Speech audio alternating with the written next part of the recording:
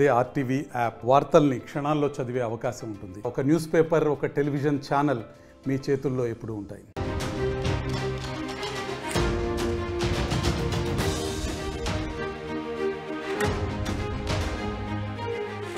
గాజాపై Israel మరోసారి విరుచుకుపడింది. మానవతా జోన్పై Israel వైమానిక దాడులు చేస్తోంది. 40 మంది మృతి చెందారు, 60 మందికి పైగా తీవ్ర గాయాల పాలయ్యారు. ఈ విషయాన్ని గాజా సివిల్ డిఫెన్స్ ఏజెన్సీ వెల్లడించింది.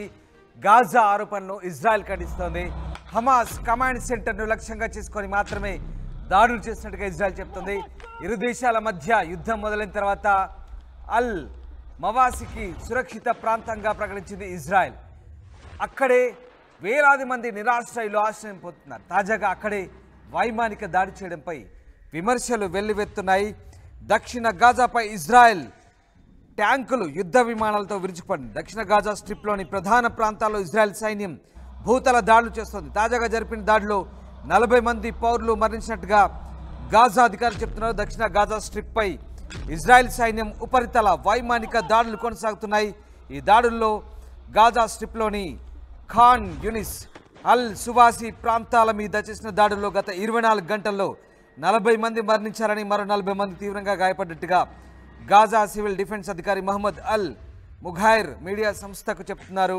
స్థానిక మీడియా సంస్థకు వెల్లడించిన అంశాలను బట్టి తెలుస్తుంది. ఒక్కసారి మీరు చూస్తున్న దృశ్యాలు దక్షిణ గాజాపై ఇజ్రాయెల్ విరుచుకుపడుతున్న దృశ్యాలు చూడొచ్చు. పూర్తిగా శిథిలాలుగా మారిపోయాయి. అది కూడా పూర్తిగా నిరాశ్రయులు ఆశ్రయం పొందుతున్నటువంటి సురక్షిత ప్రాంతంగా ఇప్పటి వరకు చెప్పుకున్నారు. కానీ ఇప్పుడు పూర్తిగా ఇజ్రాయెల్ వాటిని కూడా వదిలిపెట్టడం లేదంటూ పాలస్తీనా వైపు నుంచి విమర్శలు వెల్లువెత్తిన ఈ నేపథ్యంలో తాజాగా జరిపిన దాడుల్లో 40 మంది చనిపోయినట్టుగా పాలస్తీనా అలాగే గాజా డిఫెన్స్ అధికారులు చెప్తున్న పరిస్థితి కనబడతా ఉంది. మరోవైపు ఇజ్రాయెల్ దాడిని తీవ్రంగా ఖండిస్తోంది. గాజా మొత్తం మీద ఇజ్రాయెల్ చేసిన దాడికి సంబంధించిన దృశ్యాలు ఇప్పుడు పూర్తిగా వైరల్గా మారుతున్నాయి. ఒకసారి చూడొచ్చు ఆ దృశ్యాలు. ఎక్కడికక్కడ అటు భూతల మీద అలాగటు వైమానికం 2 రకాల దాడులు కొనసాగిస్తుంది. ఎస్, ఒక యుద్ధ ట్యాంకులో వెళ్ళి ఓ వ్యక్తి గ్రనేడ్ వేసి దాన్ని పేల్చివేస్తున్న దృశ్యాలు మనం చూడొచ్చు. ఒకసారిగా ఆ వ్యక్తి రాకెట్ లాంచర్ని అందులో ఆ యుద్ధ ట్యాంకులో వేసి అక్కడి నుంచి పారిపోతున్నాడు. వెంటనే అది పేలిపోతుంది. ఇక అక్కడ భయానక భీభత్స దృశ్యాలు మన కళ్ళెదుట సాక్షాత్కారం అవుతున్నాయి. పెద్ద పెద్ద భవంతులు శిథిలావస్థకు చేరుకుంటున్నాయి, కుప్ప కూలిపోతున్నాయి. ఏ రకంగా బాంబు పేలులు చోటు చేసుకున్నాయి చూడొచ్చు. ఇక మొన్నటి వరకు ఎయిర్ స్ట్రైక్స్ జరిగాయి, గగనతల మీద యుద్ధం జరిగింది. కానీ ఇప్పుడు నేరుగా భూతల మీద యుద్ధం చోటు చేసుకుంటుంది. ఒకసారి చూడొచ్చు, తుపాకీతో ఆ వ్యక్తి కాల్పులు జరుపుతున్నాడు. యుద్ధ ట్యాంకులు వెళ్తున్నాయి ఎక్కడికక్కడ. ఎస్, అది చూడొచ్చు. అది పూర్తిగా పబ్జీ గేమ్ ఆడినట్టుగానే అనిపిస్తుంది. పబ్జీ గేమ్ మాదిరిగానే ఆ తుపాకులతో ఫైరింగ్ చేస్తున్నారు. ఓ వీడియో గేమ్ మాదిరిగా కనిపిస్తుంది మనకు అది చూస్తుంటే. ఆ రకంగా ఉంది ప్రస్తుతం పరిస్థితి గాజాలో. నేరుగా ఇక నేరుగా భూతలంపైనే తలపడుతున్నారు. ఇప్పటిదాకా ఎయిర్ స్ట్రైక్ జరిగాయి, ఇప్పటిదాకా రాకెట్లు డ్రోన్లతో విరుచుకుపడ్డారు. కానీ ఇప్పుడు నేరుగా గగనతలంపైనే యుద్ధానికి దిగుతున్నారు. నేరుగా ఎయిర్ గన్స్తో, పిస్టల్స్తో కాల్చుకుంటున్నారు. దొరికిన వాళ్ళతో దొరికినట్టుగా ఎక్కడికక్కడ అటాక్ చేసుకుంటున్నారు పూర్తిగా. ఎస్, ఆ దృశ్యాలు చూడొచ్చు. పెద్ద పెద్ద బాంబర్లతో AK-56, AK-47 ఇజ్రాయెల్ దగ్గర అత్యంత ఆధునికమైనటువంటి ఆయుధ సంపత్తి ఉన్న విషయం మనకు తెలిసిందే.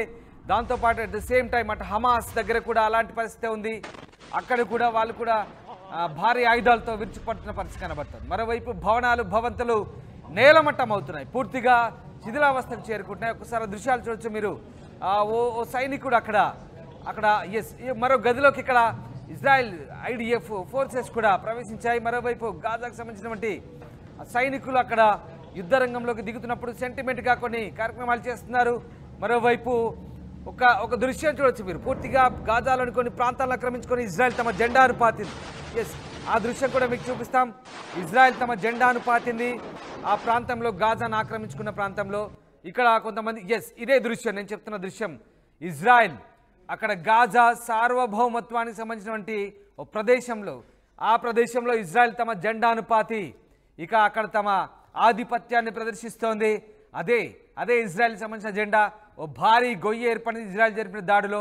ఆ శిథిలాలను తొలగించి, అక్కడ మట్టి దిబ్బలు తొలగించి, ఒక మట్టిని పేర్చి అక్కడ ఓ భారీ జెండాని ఇజ్రాయెల్ ప్రదర్శిస్తోంది. ఇక గాజాలో తమ పట్టు సాధించామన్నట్టుగా దానికి సూచికగా జెండాను ప్రదర్శిస్తూ ప్రపంచ దేశాలకి చాటి చెప్పే ప్రయత్నం చేస్తుంది ఇజ్రాయెల్. మరోవైపు పెద్ద పెద్ద భారీ భవంతులు కుప్పకూలి శిథిలావస్థకు చేరుకుంటున్నాయి. అక్కడ ఎవరైనా సహాయక చర్యలు కొనసాగుతున్నాయి. పెద్ద పెద్ద మిషన్ల సహాయంతో సహాయక చర్యలు చేస్తున్నారు. వాటి కింద ఎవరైనా చిక్కుకున్నారంటూ రెస్క్యూ చేసే ప్రయత్నం చేస్తున్నారు. మరోవైపు ఇటు గగనతల దాడులు, మరోవైపు ఇక్కడ భూతల దాడులు. ఇక పూర్తిగా ముదిరిపోతుంది వ్యవహారం, పూర్తిగా ముదిరిపోతుంది. ఎస్, మొన్నటి వరకు కూడా రాకెట్ లాంచర్లు, డ్రోన్లు పరస్పరం టార్గెట్ను ఫిక్స్ చేసిన దాడులు. కానీ ఇప్పుడు ఏకంగా భూమిపైన కూడా దాడులు చేసుకుంటున్న పరిస్థితి. ఇప్పటి వరకు సేఫ్ అనుకున్నటువంటి గాజాలోని దక్షిణ గాజాలోని ప్రాంతం, నిరాశ్రయులు ఆశ్రయం పొందుతున్న ఆ ప్రాంతం ఏదైతే ఉందో ఇప్పుడు దానిపై కూడా విచక్షణ రహితంగా ఇజ్రాయెల్ దాడి చేస్తున్నట్టు గాజా ఆరోపిస్తున్న పరిస్థితి. ఈ నేపథ్యంలోనే మరి తాజాగా ఏం జరుగుతుందనే దానిపై కూడా ప్రపంచ దేశాలు గమనిస్తున్న పరిస్థితి కనబడుతోంది. ముఖ్యంగా దక్షిణ గాజా స్ట్రిప్లో ప్రధాన ప్రాంతాల్లో ఇజ్రాయెల్ చేసిన ఈ దాడులు, భూతల దాడులు ఇప్పుడు భయానక వాతావరణం సృష్టిస్తున్నాయి.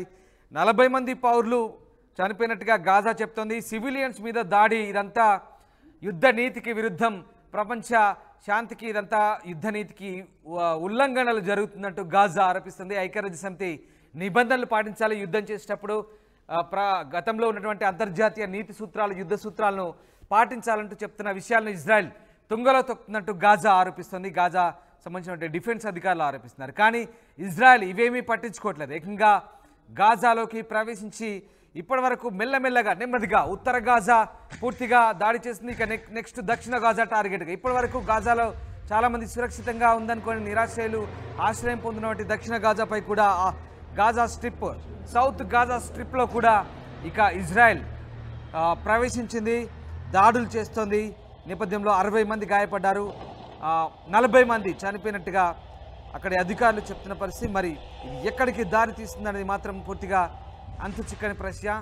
మొత్తం మీద రాకెట్ లాంచర్లు, మిసైల్స్తో పాటు ఇప్పుడు తాజాగా AK-47, AK-56 గన్లు, అత్యాధునిక మెషిన్ గన్లతో నేరుగా దాడి చేసుకుంటున్నారు. ఎస్, నిప్పులు కక్కుతున్నాయి, బుల్లెట్లు వదులుతుంటాయి, నిప్పులు కక్కుతున్నాయి. ఆ దృశ్యాలు చూడండి, డిస్టర్బింగ్ విజువల్స్ చూస్తున్నారు మీరు. ఒకసారి ఫైరింగ్ చేసిన దృశ్యాలు మీకు చూపిస్తాం. ఫైరింగ్ చేస్తుంటే నిప్పులు కక్కుతున్నాయి. ఎస్, ఆ దృశ్యాలు మనం పబ్జీ గేమ్ ఆడిన మాదిరిగానే కనిపిస్తున్నాయి, వీడియో గేమ్ మాదిరిగానే కనిపిస్తున్నాయి. ఒకరికొకరు గన్స్ అందించుకుంటున్నారు బంగ్లాలపై నుంచి. అదిగో చూడండి ఆ దృశ్యాలు.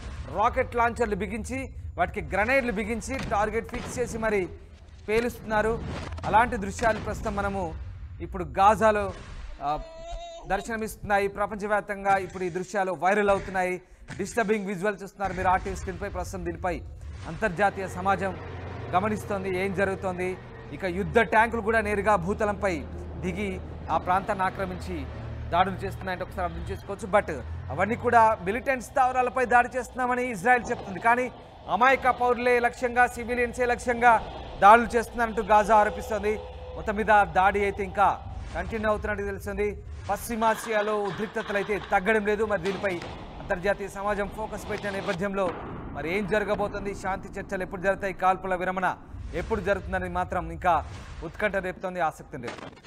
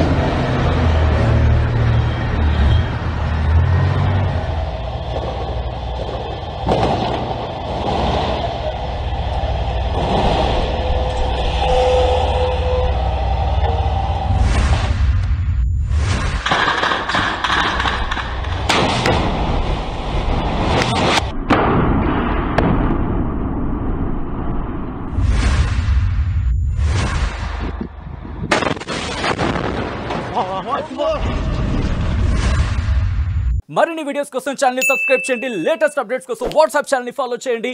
అండ్ లింక్ డిస్క్రిప్షన్ లో ఉంది.